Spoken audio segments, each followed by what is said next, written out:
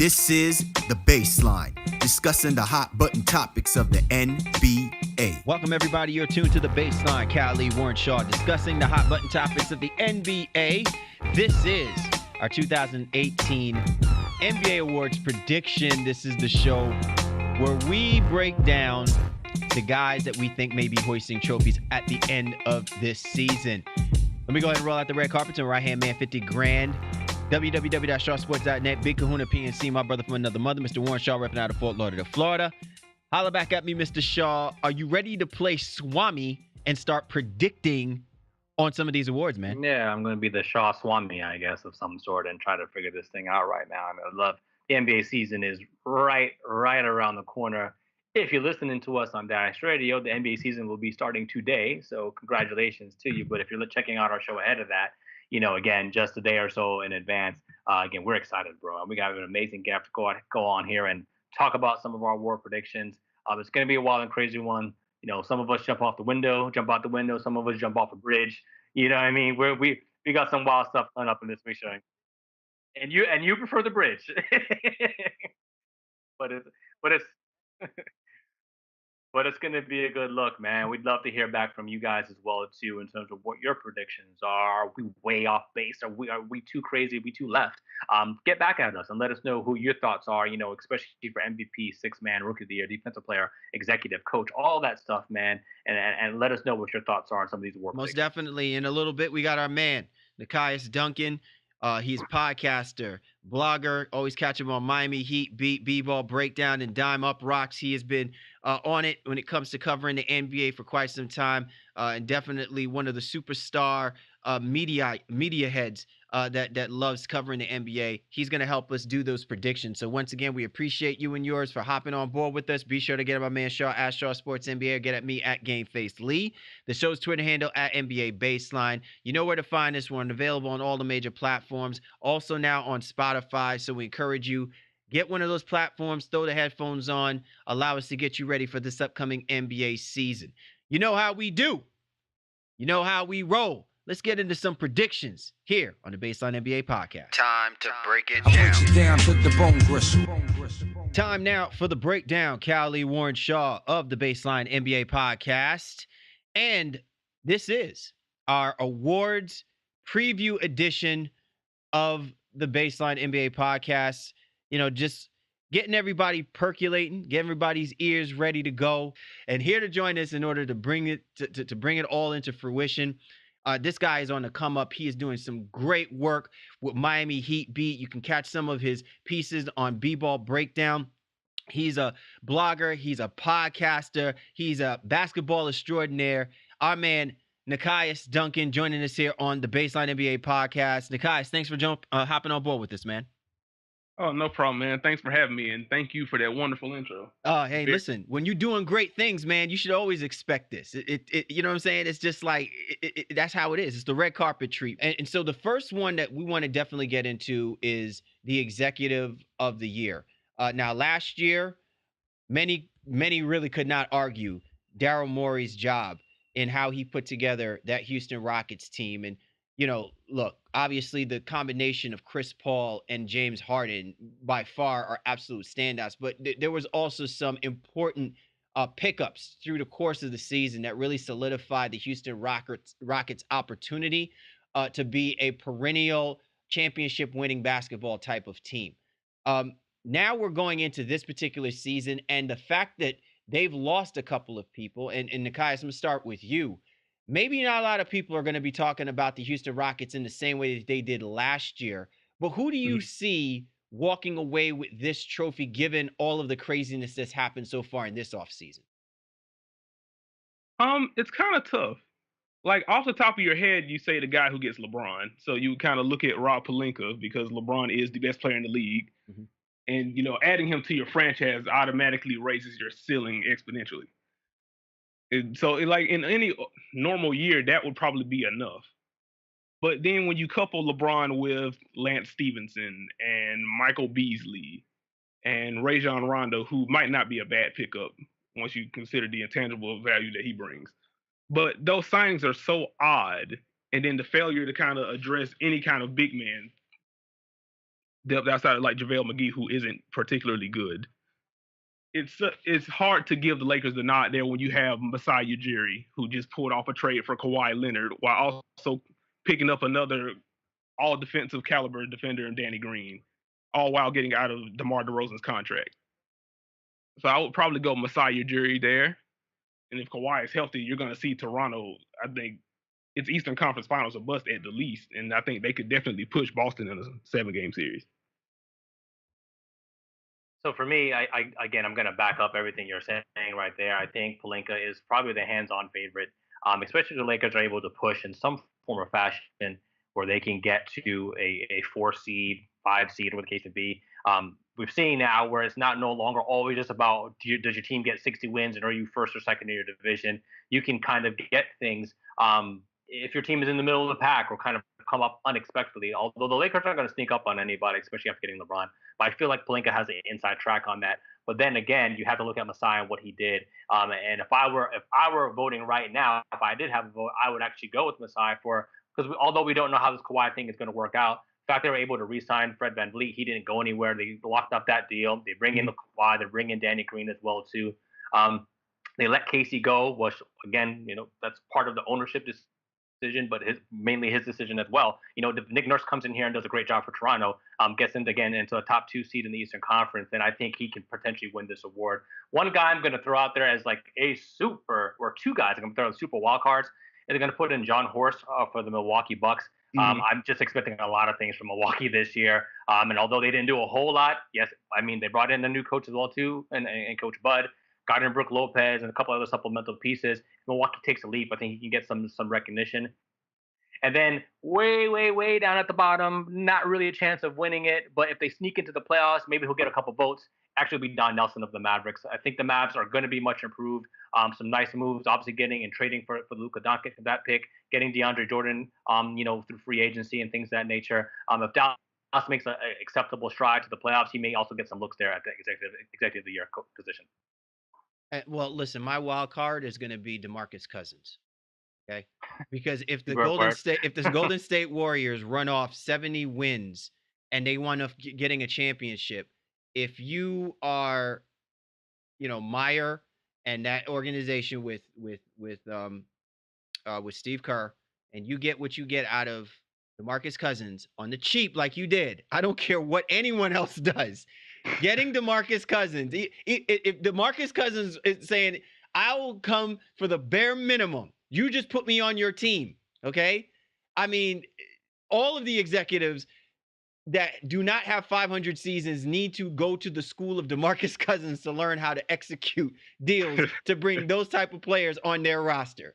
I'm just saying. I mean, Hey. Yeah. So, but what you're saying there is that Bob Myers laid the foundation for him to win this year's Executive of the Year because Cousins, in essence, called him. I mean, that's been widely publicized. That's why I say DeMarcus Cousins would be the Executive of the Year because he picked up the phone, he called, he handled his. And listen, it couldn't get any easier if you're Bob Myers. All you need to do is pick up the phone. I don't understand why the other 29 other teams, and let's remember, the New Orleans Pelicans chose not to call DeMarcus Cousins. They chose not to lay any money on the table for DeMarcus Cousins. Or maybe if they did, they obviously didn't respect his worth and what he was capable of doing coming back from his injury. But I find it hard to believe that no one wanted DeMarcus Cousins. Nobody, except for the Golden State Warriors. You know what I'm saying? So DeMarcus Cousins, Executive of the Year. All right. Okay. Anyway, I joke. We'll see what happens, but those are some excellent executives that both Unikais and Shaw that you have both brought out on the table. And it's going to be interesting because what I think that I'm really curious is what metric are we going to be looking at to really gauge on these guys on this winning the award? Real quick before we move on to a Coach of the Year. But I'm just curious from you, Nikais, what do you think is going to be the inside edge for that executive? Will it be based on a trade? Will it be based on record? What do you think it might be? Because I do think that the level of competition in the Western Conference is gonna narrow because of LeBron James being in that conference. that I don't think as many wins, the disparity between the top teams and the bottom teams, I think narrows a little bit more, because you can make the argument that Golden State won't be as competitive. Houston may take a step back and won't have that 60, 4+ win type season. And if the Lakers are going to be considered in many people's minds as a 3 seed, maybe 4 seed, or whatever the case may be, that's got to tell you that teams like the Utah Jazz, teams like the Oklahoma City Thunder, which are still going to be good basketball teams, the win totals, I think, are going to shrink. So what's going to be the inside edge of us saying this guy gets the Executive of the Year award? I mean, I do think record is still going to play a pretty big part in it. But, me picking Masai, I think it's going to boil down to, like, who has the better individual season between a guy like Kawhi and a guy like DeMar DeRozan, since that was pretty much not necessarily a straight swap, but those were the headliners in that trade. What kind of value Toronto's going to get from Danny Green? So even if Toronto maybe improved by 1 or 2 wins, if Danny Green returns to form, he was playing a little hurt last year. If he returns to form and Toronto makes a leap defensively, if they do make a deep playoff run, or maybe even a finals run, then I think you have to kind of look at Masai Ujiri as the winner there. All right. I like it. You're tuned to The Baseline. Cal Lee, Warren Shaw, discussing the hot button topics of the NBA. Our 2018-19 awards preview. And we break down all of the major awards, and we give you our predictions of who's going to be walking away with some nice hardware. So let's go ahead and talk about NBA Coach of the Year. Last year, an ironic twist of fate, where most coaches don't get their walking papers if you win some kind of an award.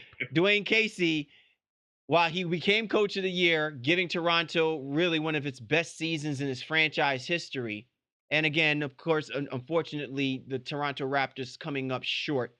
They gave him his walking papers. Now that he is the head coach of the Detroit Pistons, he has an opportunity to resurrect the mire and the muck that happens now as far as basketball in Detroit.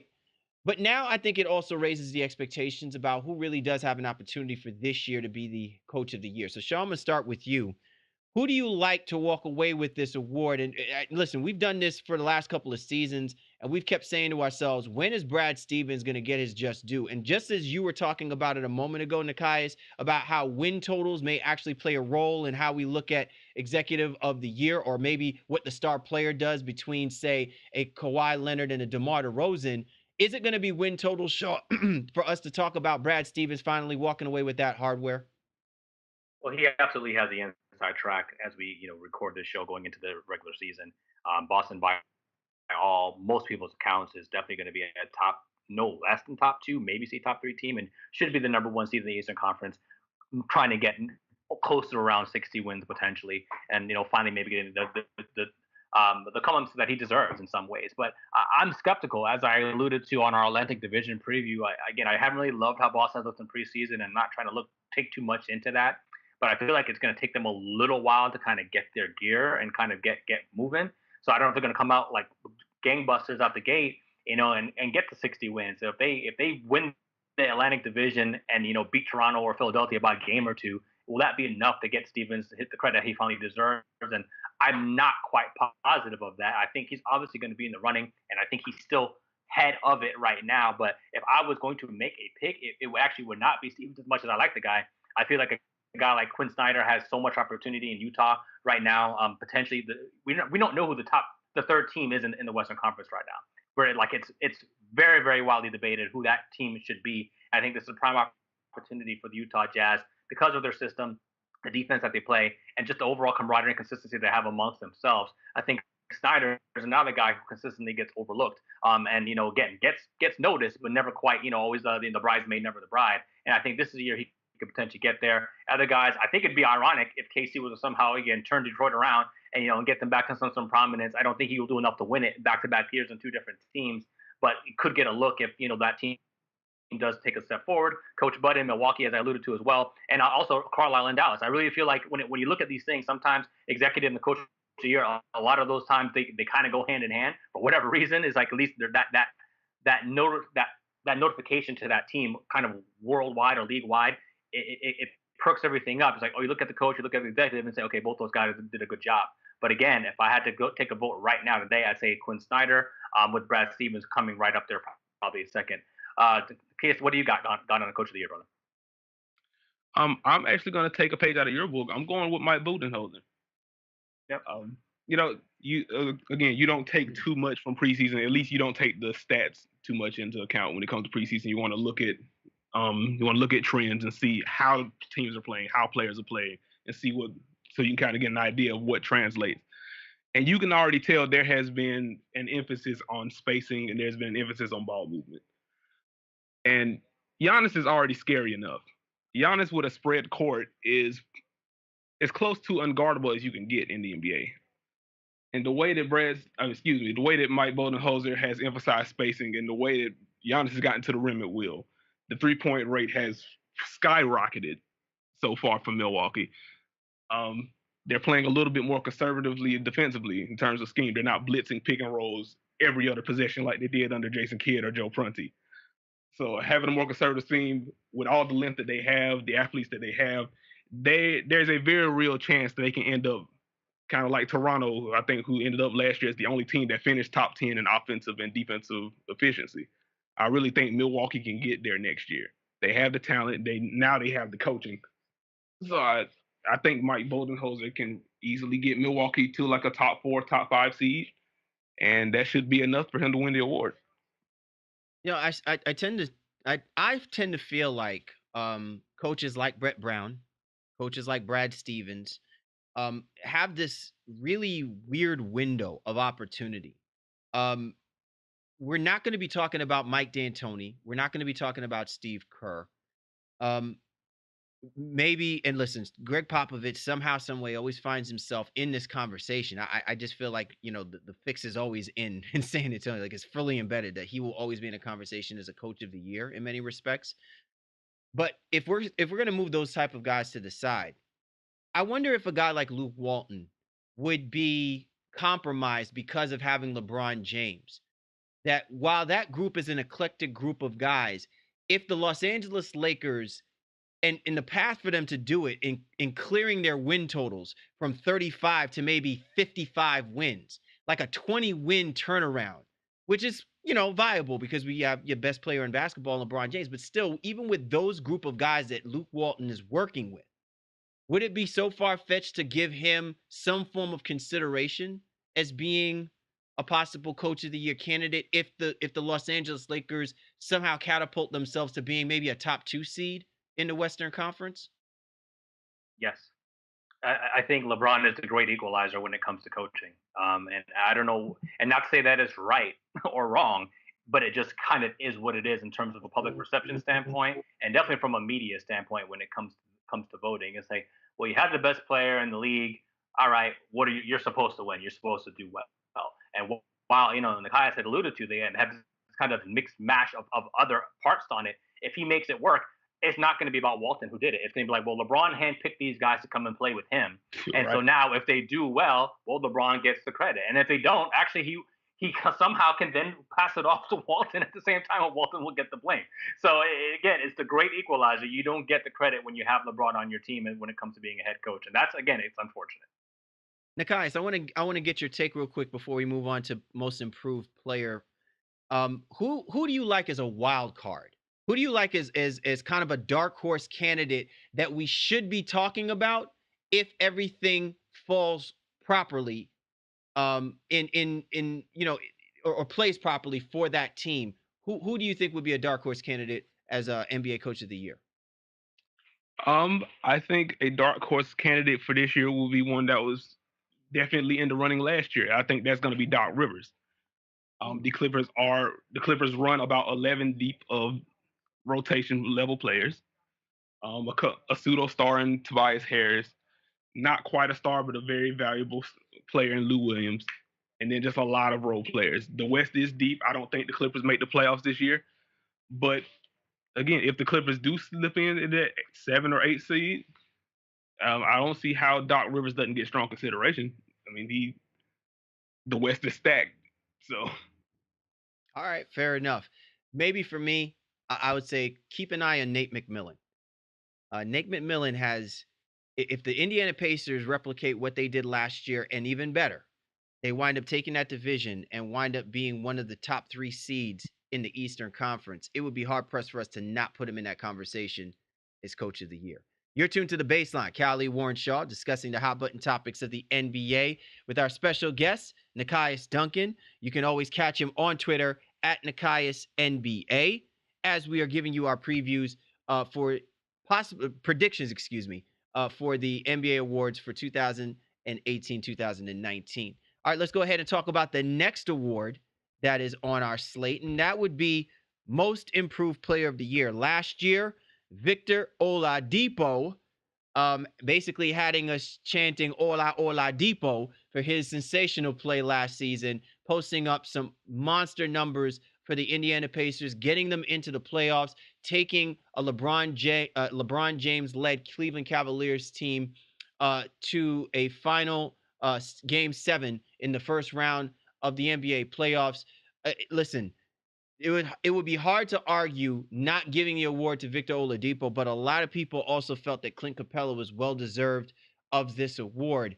And Nekias, we're going to start with you on this. Who do you like? And do you think that Victor Oladipo can replicate what he did last year for this Indiana Pacers team? I mean, he's not going to be a most improved player, but I'm just curious. Do you think that he's capable of doing what he did last year? Was that just a pipe dream? Just to start with Depot, I do think he can replicate what he did last year. Last year was the first time since the Orlando days, really the second half of his last season in Orlando, where he really had a green light. And even in that 27 or so game run in Orlando, he averaged like 21, 5, and 5 to close out the year. And I know you always take those kind of end of season runs with a grain of salt when your team is in the playoff hunt. But Depot has always been a guy that could get to the rim, the guy that can defend at a high level. It was just a matter of him improving as a shooter and a decision maker. He definitely improved in both in Indiana. And then you also kind of saw where he needed more growth as a passer when Cleveland basically started blitzing him every play towards the back end of that first round series, and Indiana kind of sputtered from there. But with more offensive help, more spacing around them, they added Doug McDermott. They got Tyreek Evans, who I think was one of the more underrated pickups in the offseason this year. I definitely think there's going to be a little bit more pressure off of Depot, and that should unleash him a little bit more. So I don't think last year was a fluke at all. If I had a pick for most improved player this year, I would actually look at Josh Richardson. A little bit of bias aside, Jay Rich is one of the best wing defenders in the NBA. He proved that last year. Don't want to disparage DeJounte Murray for making the all-defensive second team last year, but if that was a little bit of a questionable decision when Josh Richardson had a much larger workload defensively, played more minutes, guarded the opposing team's best wing. But I do think his defense is going to drop off. He's going to further solidify himself as one of the best defenders in the league. And he looks like he has improved a lot on ball on the other end of the floor. He's always been a plus shooter. He improved a lot as a finisher last year, especially with his left hand. The next step for him has been improving as a passer and as a shot creator, kind of becoming more of a three-level scorer, and he's shown flashes of that in the preseason. So I think he's primed for a big year, especially if Miami doesn't pull off a trade for Jimmy Butler. I think he's going to see an increase in role, and I think he can snag the award.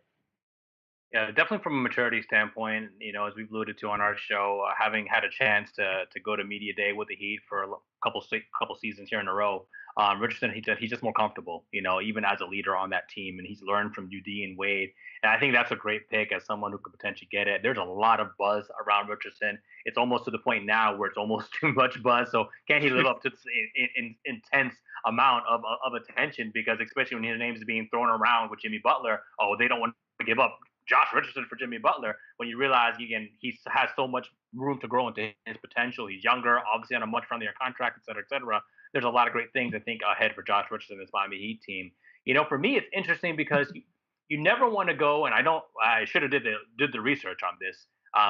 Typically, you can't think a second-year guy is going to get most improved player, right? Because they're just supposed to be better. So second year, they're no longer rookie. They should understand. So there's a bunch of second-year guys who I think are just going to go butt wild this year. John Collins, Jaron Allen, I think, Dennis Smith Jr., all those guys are going to have improved years. And then I'm also going to mention a guy, and I'm going to be a little bit long-winded on this one, a guy who should at some point become a most improved player, and Andrew Wiggins. Still waiting for this guy to do something with his immense potential, and ironically, this all kind of tied to Jimmy Butler as well, too. I don't think it's gonna be this year, but he's a guy who should be tapping into that. Miles Turner, who I like. I think he's a great character guy. Lots of talent too at that 5 position. Can shoot it, can block shots. Oladipo really came in there, and a lot of people thought it was going to be Turner's team last year. But surprise, surprise, Oladipo was that guy who ended up being at most improved. Oladipo has also alluded to Turner looking great in terms of working out over the summer, but that hasn't really translated in the preseason that we saw as well too. So I'm a little concerned. I say all that to say, I think ironically the guy who might end up being the most improved is the guy who you feel like could potentially get most overshadowed is going to be Brandon Ingram in LA. I think from what I've seen thus far, he really looks like the running mate of LeBron so far in the preseason. Looks like a guy who can get to the basket, is finishing with contact a lot better, not afraid to shoot that step back jumper or pull up jumper, and is just doing a lot of great things, especially offensively. And again, this award usually goes to just that: who's the most improved guy offensively. And I think it's going to be Brandon Ingram. Another guy you think way down the line as a sleeper, you can maybe look at Kyle Anderson simply because of the minutes he's going to get in Memphis, supposedly, if Chandler Parsons doesn't ruin things for him. But overall, I like the pick of Josh Richardson, but I'm going to go with Brandon Ingram. I think all of the picks that you guys have laid out, I think were great. I think we're spot on. If there's one person that I want to throw into the mix, and yeah, I might actually give him a nod about this. I'm shaky on this selection, and the only reason I'm shaky on it is because I just don't know what the head coach is going to do. But I think if given the proper amount of minutes and given the circumstances by how we've watched this team, he has an opportunity to really, shine a light. Now, if we're talking about the New Orleans Pelicans being a surprise basketball team, regardless if they had DeMarcus Cousins, I think they may have found a niche in that combination with Holiday and with Davis. But the caveat is that Davis cannot carry that front court workload. And their pickup of Julius Randle, while many people are not talking about it, I'm thinking about this for Julius Randle's sake. I don't think that the Lakers did him justice with what he could potentially do. This guy totally transformed his body, his mindset. He basically did all the things that he was asked of, and he was never given a real opportunity for him to contribute in the way that I think he was built to contribute. I think he has that opportunity in New Orleans. Now, last season, he averaged around 16 per game. I think he could easily, if there's a front court combination that he can play off of and get anywhere between 18 to 20 points per game offensively and improve himself from a defensive perspective, Julius Randle has that opportunity. And the other big caveat to me is Anthony Davis's health.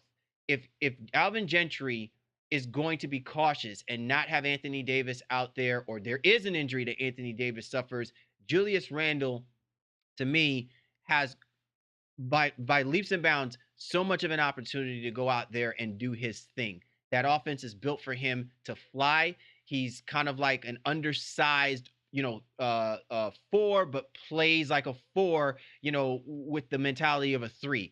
And in that kind of offensive system, he could certainly do some damage. I'm looking to him to be a dark horse if the cards fall. I know it's a big risk on my end calling this one out, but I like Julius Randle for someone to be in the conversation of most improved player. Yeah, I think the only thing I have to push back on that is that because he's such Of course, you got something to push back on that. That's why we have this show. You got to. Well, I mean, and I'm a Randall guy. There's not a lot of Randall guys out there, to be honest with you. But I feel like he's skilled. He's shown his ability to dribble, pass, and create for others as well. And I like that. I just don't know if he's going to have an improved season from last year. And it was rough last year, to begin the year. And Walton made him earn his minutes and didn't award him anything. Then Kuzma came out there and was stealing minutes from him as well. And he pouted for a little while, but he finally got his ass in gear, and it started to work out, especially towards December when they had all those injuries as well too. So I think it's going to be hard for him to improve on that, especially to get the award. I think again he's a great player, and I think it's a nice fit in New Orleans. Maybe underrated, as you even alluded to a little bit as well. But for him to get that award, I think it's going to be a little bit problematic because he's kind of too good already. All right. So in other words, I'm insane and I have no clue what I'm talking about. And that's okay. Insane. I can live with that. All right, let's go ahead and move on to the next award that we want to give our predictions on. And that one is going to be, pardon me, I lost my train of thought here. NBA Defensive Player of the Year. Last year, with very little argument, Rudy Gobert went absolutely bonkers. The Stifle Tower landed smack dab in the middle of the NBA and was on a blocking quest. Nikias, you know, we've given this award to the talls. Are we planning to also, we also been giving it to a few guys that have been undersized, right? Like the Draymond Greens and the Kawhi Leonards. Right. We're kind of at a crossroads now. Who is it that you really think has an opportunity to walk away with this award? I am going to go with Giannis. I think this is the year that Gian. I don't want to spoil everything, but I do think this is going to be a huge year for Giannis. Again, just playing in a more conservative style, I think that's going to help the overall team defense for Milwaukee. Milwaukee's defense was pretty darn bad last year. I think they fell outside of the top 20 in defensive rating last year. I think having a more conservative scheme is going to help that. It typically takes, obviously a great individual effort to win the award, but you also need your team defense to be great, or at the very least, there has to be a huge difference between when you're on the court and when you're off. And the Bucks actually defended at a top 10 level with Giannis off the floor, and they just bled points when he was on the bench. So the impact is already there. Giannis already has 2 steal, 2 block potential. He's flirted with it before. So I think the team success, on top of him just being a freak of nature, I think that's gonna bond him into it. Well, I mean, and I like what he's doing there. Nikias, you're supporting your earlier pick of Coach Bud for Coach of the Year.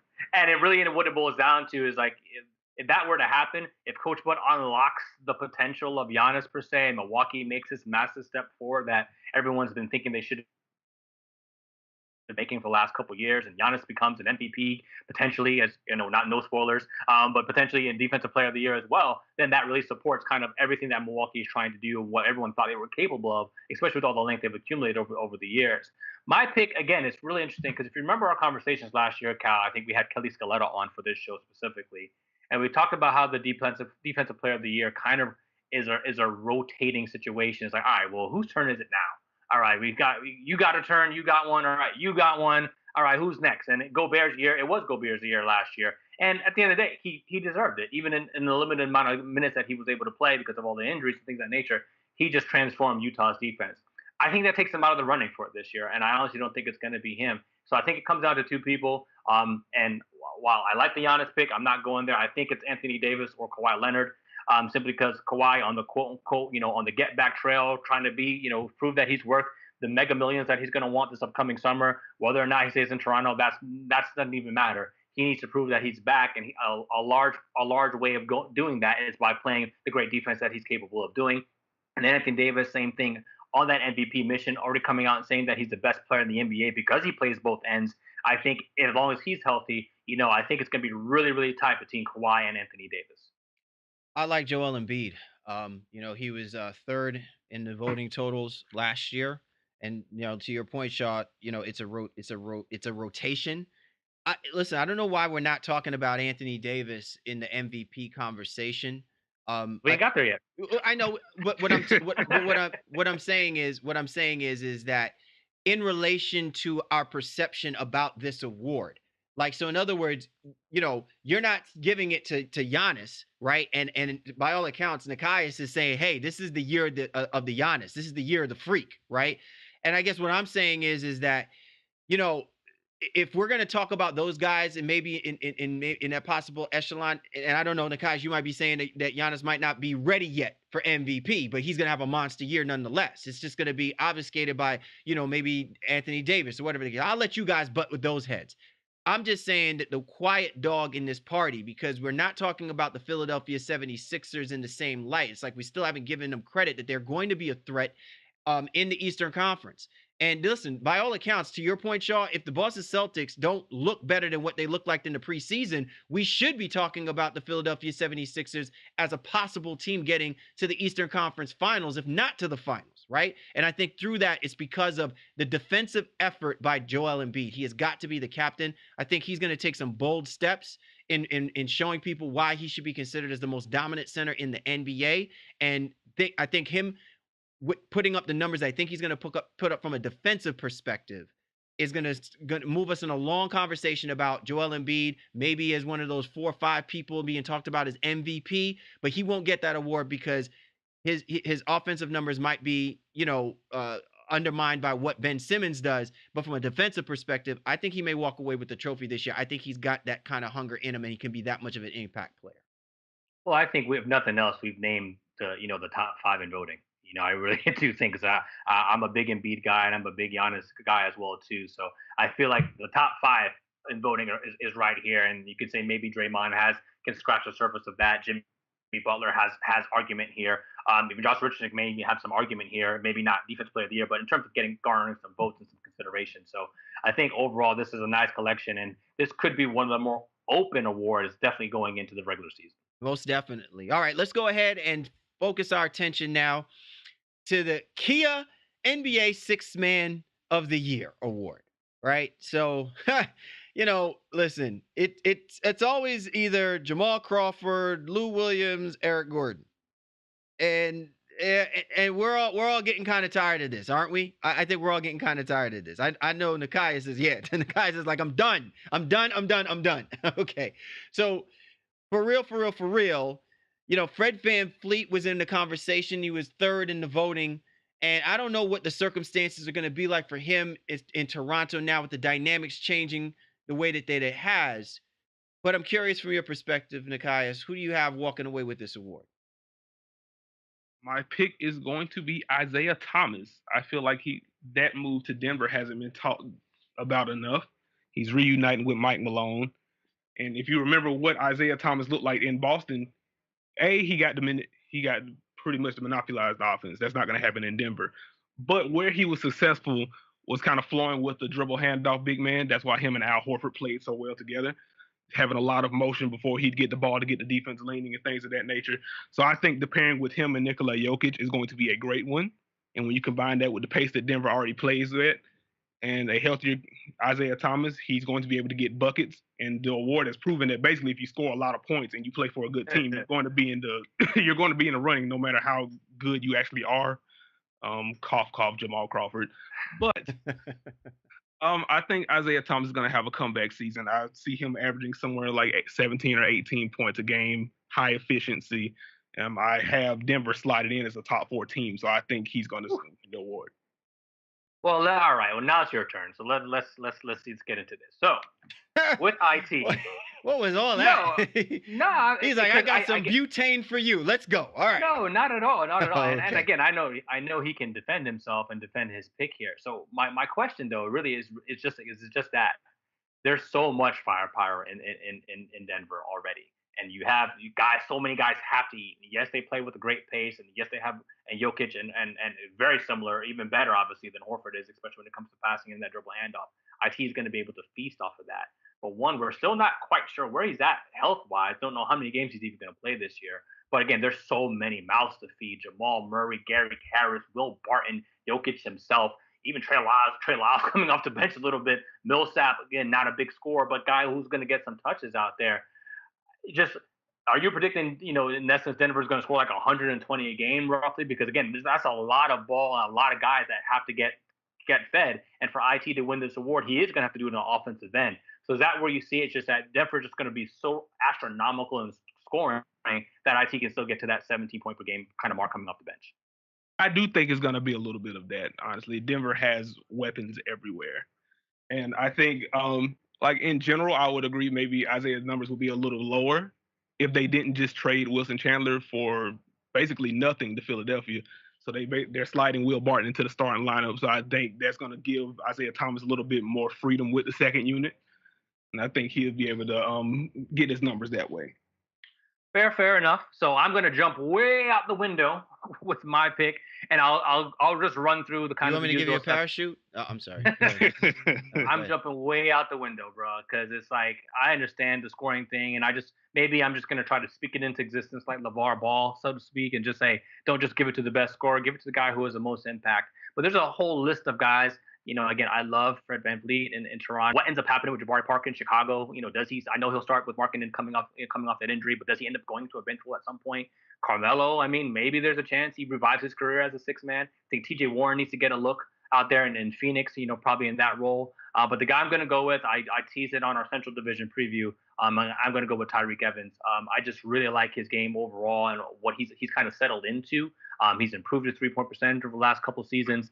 He's a guy who can play with the ball. And again, he pounds the hell out of it. He does a lot of drive and kicks, but he's a guy who can get out there, and I think he can get 14, maybe 5 and 4 or something like that off the bench, in 28 minutes a night per se.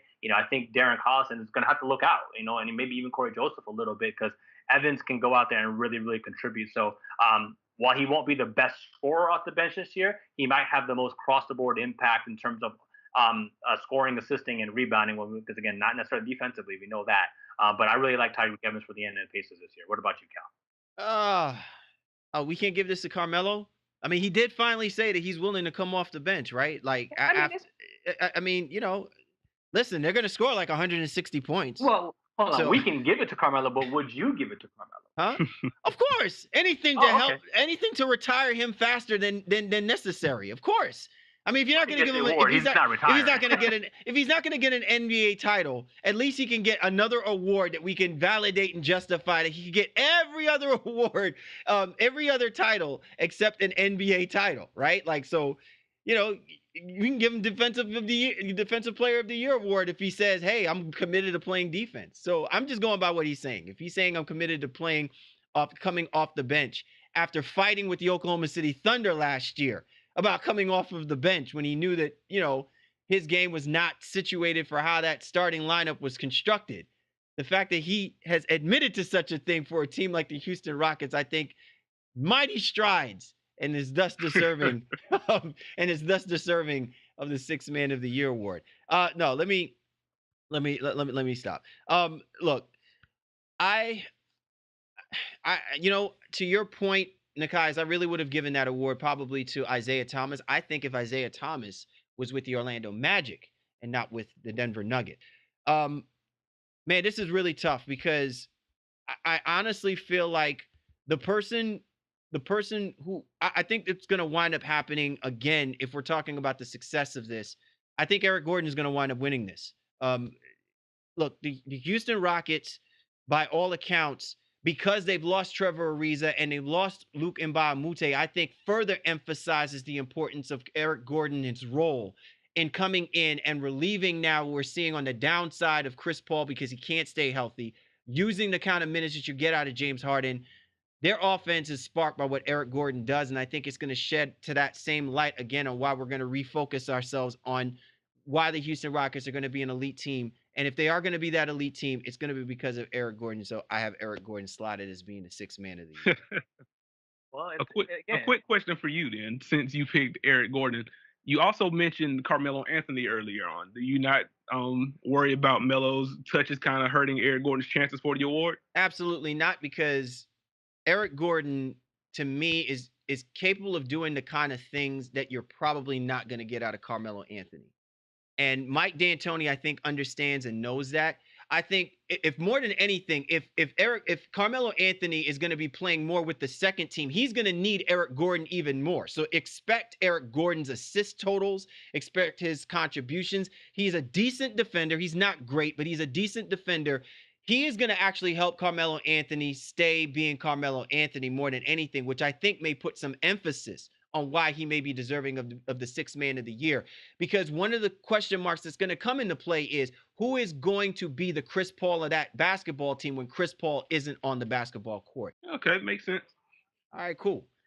And I didn't mean to drop the mic on that either. That certainly was not my point.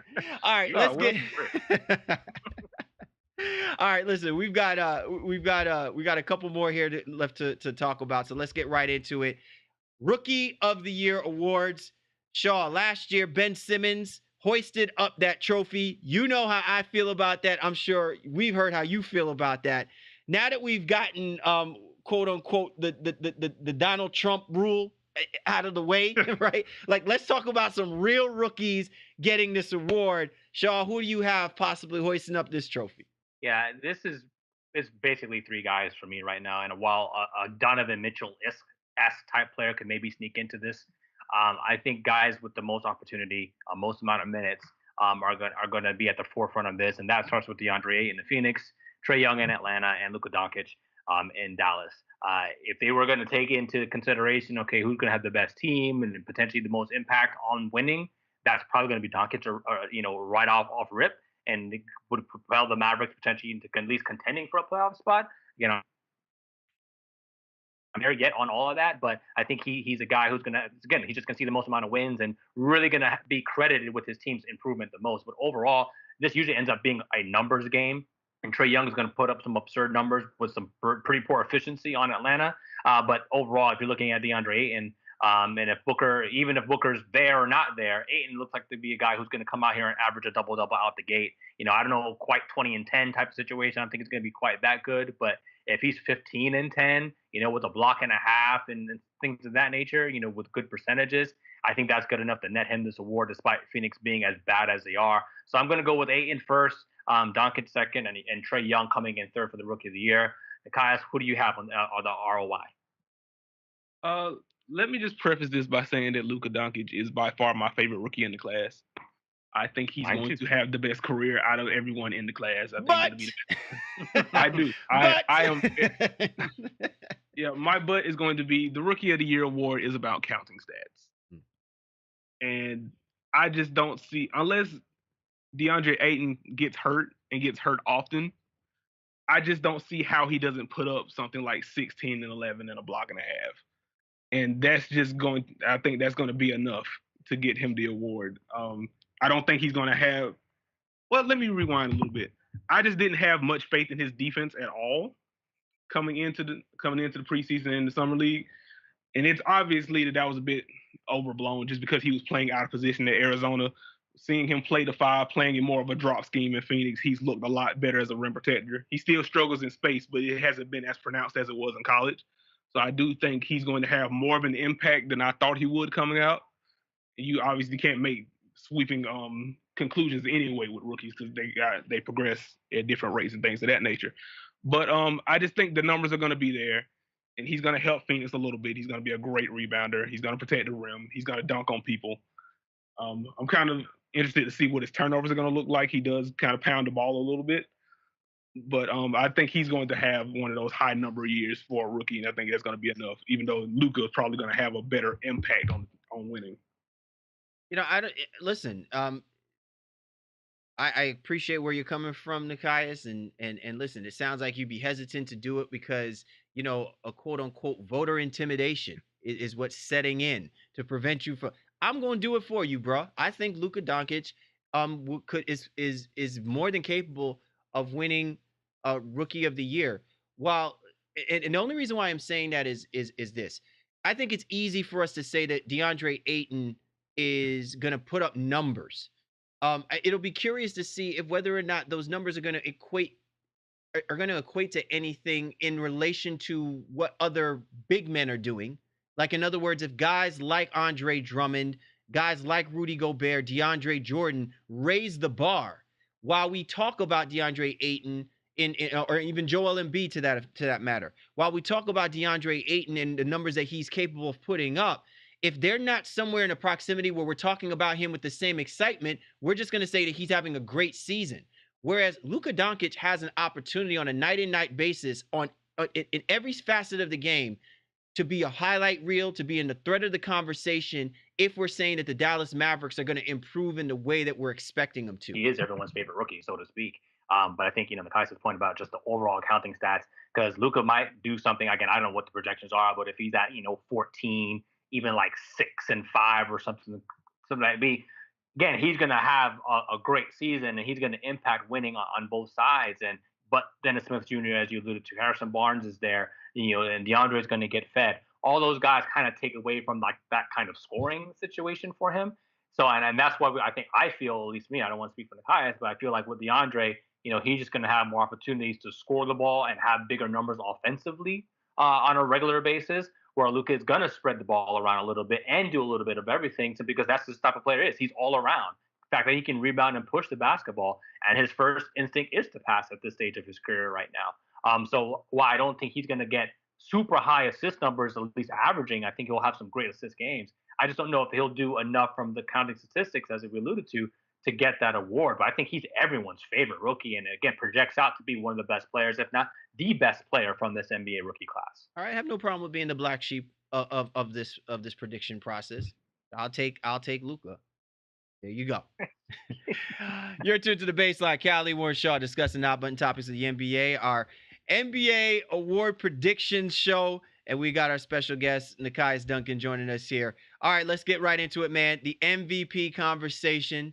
Look, last year was a foregone conclusion that James Harden was going to walk away with that trophy. It literally would have taken an act of God, or maybe I don't know, Russell Westbrook doubling up on his triple doubles in order to take that trophy away from him.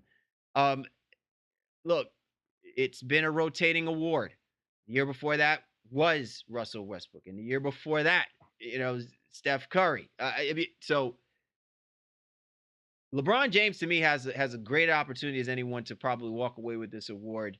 Um, just simply because maybe people are like feeling really bad.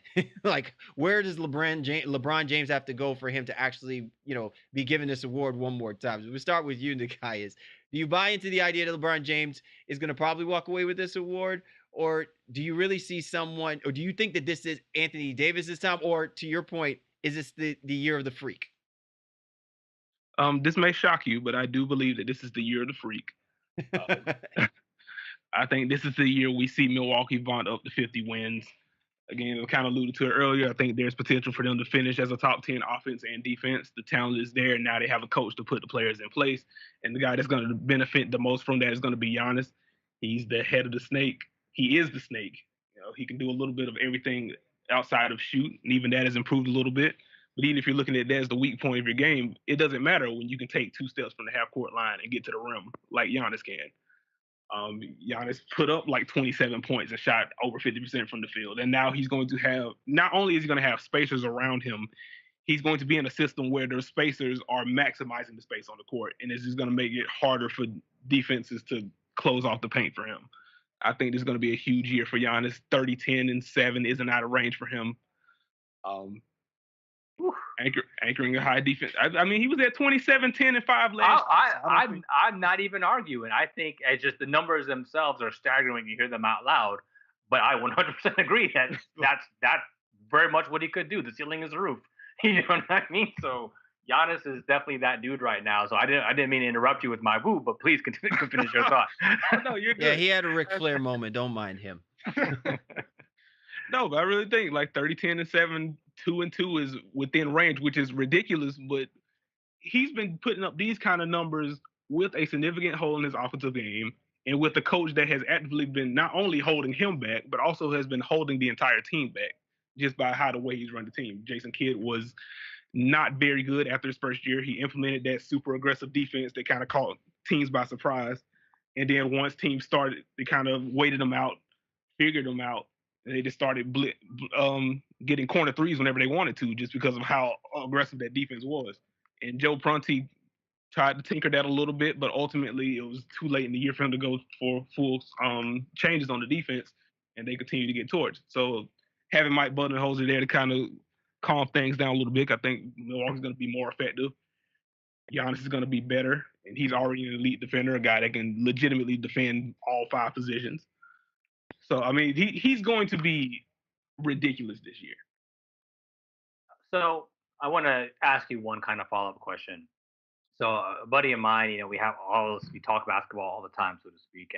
And when we were doing some evaluations on some teams, Milwaukee did come up, and Coach Bud Cumming there actually came up in terms of, all right, well, Bud hasn't really had a star before, like not at this level, right? And Atlanta, there was a lot of sharing, a lot of like kind of split minutes, so to speak. So my buddy was kind of like, well, do you think Bud would go there and, in essence, maybe cut some of the minutes of Giannis, to make sure that he's fresh and things of that nature, because he was playing, so many minutes, in every other system, so to speak. And Milwaukee's bench has been suspect, to say the least, in the last couple of years, and will be even thinner now, that Jabari is gone as well too. I kind of pushed back with that exactly what I just said. I said, well, Bud's never had Giannis before. You know what I mean? He's never had that type of talent on his roster before, and I'm interested to see what he's able to do with that. What is your thought just overall on Giannis's minutes this year, or do you think maybe a lower minutes improve his overall efficiency overall? I don't think there's going to be a big change with his minutes. I think, if anything, you will see a little bit more staggering between him and Chris Middleton. One thing that has kind of stood out with preseason is that they have started Malcolm Brogdon instead of bringing him off the bench like they did last year. So having Bledsoe and Brogdon together is interesting. It makes sense on court, but I guess that would also put more of an emphasis on having like a ball handler, a guy that you could run your offense through with that second unit. So maybe you see Giannis and Chris Middleton split up a little bit more, but I don't think the minute load is going to change too much. Fair enough. So for me, I think obviously the inside track is the NBA. Again, they love narratives, bro. Like it just is what it is. So I think LeBron and Anthony Davis kind of go into this NBA season as the odds-on favorite, and maybe at 1 and 2. Giannis is probably right there at 3. You could say if Kawhi, gets back to his level, he can get in there maybe and sneak some votes away. Durant's always a consideration. If the Pacers go butt wild and get to a 3 seed in the Eastern Conference, Oladipo can be in there. John Wall, with the Wizards, always in the top 5 when healthy. Kevin Durant, Steph Curry, all those guys. But I do feel like, again, just because of the built-in narrative of the Lakers kind of already, LeBron hasn't gotten it in a while. He's whined, but not really whined about it a little bit. I feel like the media is like, all right, well, if the Lakers do anything that's worthy, is obviously they'll be above 500, and I think home court advantage is going to be a huge thing. They have to get a top 4 seed for that to happen for LeBron. I think it's going to be his to win, with Davis coming in second and Giannis coming in third. Although, again, as Nakai's points out, when you look at what those numbers could be for Giannis, he's not wrong. It really could be 30-10, 7, 2 and 2, something like that. And I think Anthony Davis could be somewhere where 28-12, 2-3 blocks as well too. Like you can see some really crazy numbers from these guys, but that built-in narrative of LeBron to LA and the Lakers lore, blah blah blah blah, exceptionalism, et cetera, et cetera. I feel like he has the inside track to win the award. Man, it's some powerful stuff from both of you guys, man, and I love I love where you guys are going with this. It's it could easily sway in either direction. We could be talking about fresh blood, coming in and taking the reins. Not something where, it would have been another situation where we're looking at Anthony Davis, LeBron James, and maybe a Russell Westbrook. I mean, the fact that we are talking about Giannis Antetokounmpo as a MVP candidate speaks volumes about how far Giannis Antetokounmpo is coming to the fray. And then when you listen to how Anthony Davis has been sounding in the offseason, we understand where LeBron James is and what he actually should mean to this Los Angeles Lakers franchise. Again, it just completely changes the narrative and the way that we should be looking at how we're going to objectively come to the conclusion of whoever it is that walks away with this trophy is so deserving of being the MVP. Man, what an awesome show and conversation and craziness that we threw out there. Nekias, man, we so appreciate you hopping on board with us this week to break down these awards, man. And listen, I know it's going to be a wild ride. Clearly you're on the freak train, because this is the year of the freak, but you're on the freak train. So we know, yes, we know we're going to have to bring you on here to kind of give us some more of the Greek freak dossier as throughout the course of the season, man. Oh yeah, I'm down, man. Just let me know when. All right, most definitely. Listen, we appreciate you and yours for hopping on with us here on the Baseline NBA podcast. Callie, Warren Shaw, and we'll catch up with you next time.